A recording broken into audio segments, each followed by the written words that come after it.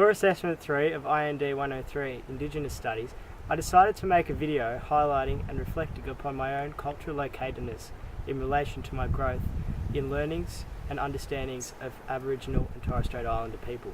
In doing this, I wanted to touch on three key areas of our learnings: the horrific stolen generations in the late 1800s, education and employment, as well as highlighting cultural expression and language. As part of this assessment, I wanted to be able to shed light on the marginalisation of Indigenous people in society, where in the past they have been completely shunned of any opportunity to show their culture or heritage, example being in the stolen generations. However, I believe that inroads are being made in many areas, including education and employment, as well as cultural expression and dance. This leads me to a personal conclusion that I believe that Indigenous lives are far more important than how they were considered in the past. Far more value has been given to sustaining and developing their culture in today's times.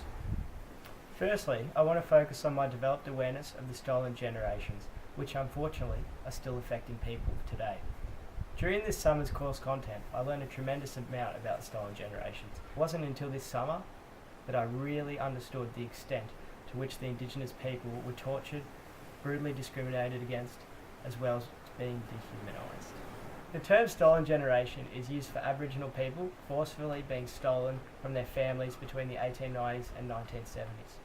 Because the period covers many decades, we speak of generations rather than a generation, a period that saw government policies disrupt Aboriginal lives forever. During this time, Aboriginal people were seen as a dying race, and assimilation policies came in to apparently smooth the dying pillow, according to Darwinism. The most notable policy that stood out was the one set in New South Wales by the Aborigines Protection of New South Wales one. It really stood out for its impact in terms of affecting Indigenous lives. The Cootamundra Girls' Home, which operated from 1912, and Kinchela Aboriginal Boys' Home, which operated from 1924 to 1969, had a lasting effect on the lives of many Aboriginals. The homes were established as instruments of the board's original policy to basically assimilate any half-caste or Aboriginal people. The main points of their policy came in the form of wanting full-blood Aboriginals to die peacefully within a generation or two on the reserves, which would then be revoked. They also wanted children to be removed to institutions where they would learn to identify as a lower level of white person. This further went on in 1915, where the board made a successful claim to obtain total control over Aboriginal children. Policies like these are simply horrible, and I cannot believe that they even exist. I hope we never see anything like this ever again in today's society and into the future. Unfortunately, the harsh treatment of Indigenous people back then has spelled harsh realities for them in the current time, where the feelings of loneliness occupy Indigenous people every day. By learning about the stolen generations and extensively researching about it, my awareness of the issue has grown drastically. I view this issue much differently to how I used to. The next subject that I want to speak of is education and employment, an area that I believe has seen inroads and change over the course of time. From this, I wanted to speak about my own experiences in this manner and how, in essence, I believe that opportunities for Indigenous Australians and Torres Strait Islander people are improving. However, they have had to evolve considerably from past times where education and employment for the Indigenous and Torres Strait Islander was a lot different.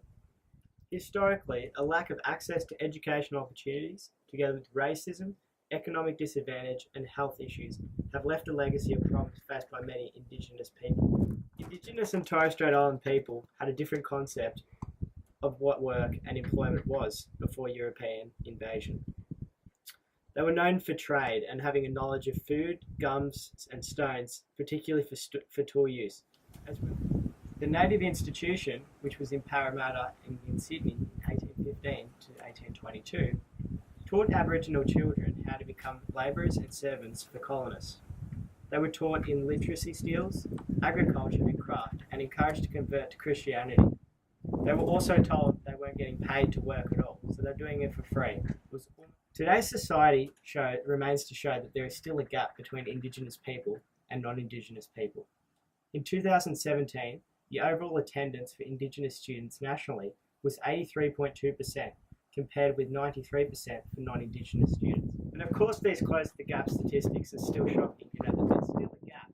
However, Aboriginal and Torres Strait Islander communities are increasingly involved in education planning and delivery, signalling a growing respect for Aboriginal people's ability to learn and teach from multiple cultures and education. For example, Indigenous Australians have been able to develop an education and employment through institutions such as the Korangammarji Institute at the Richmond Football Club. The Korangammarji Institute, set up at the Richmond Football Club, is a unique educational and training facility that supports and incubates leadership and employment pathways for Indigenous and Torres Strait Islander people. In addition to its extensive programs, which I'll go into, the Institute utilises the power of sport and the Richmond brand to close the gap between Indigenous and non-Indigenous Australians. The Institute holds many different types of programs ranging from developing their cultural connections, leadership skills, physical and mental well-being and career aspirations, to ones that are helping with their health and education and employment pathways, and then some that are even trying to develop executive-ready Indigenous people to be future leaders of businesses. All of this has shaped my cultural locatedness of the Indigenous people, where I acknowledge the differences between the past and the struggles that came with this, to seeing an improvement in these areas today, where education and employment are a lot more important in today's society. My last point of discussion is about cultural expression and language. From the course content, I gained a much closer understanding of the amount of importance that this has to Indigenous and Torres Strait Islander people.